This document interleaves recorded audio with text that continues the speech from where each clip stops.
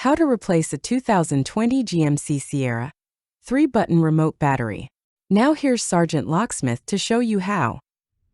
Let's change out the battery on our GMC Sierra 3-button remote. For this task, you will need your remote, a CR2032 battery, and a flat tip screwdriver. If your keyring is attached, you will probably want to remove it. If you notice right down in here, there's an indentation. Put your flat tip screwdriver in, go ahead and rotate it.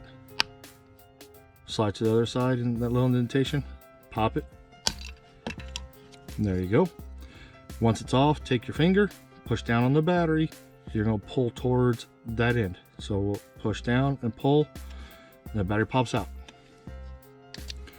As you notice, it's a CR2032 battery.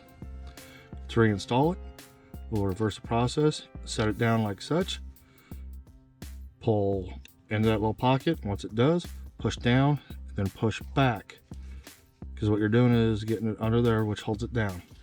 Your back remote cover has those little 3 tabs. Those go on first. You'll hook it on, snap it together. There you go, you've changed out your remote battery. Hey, thanks again for watching. Let's be safe out there.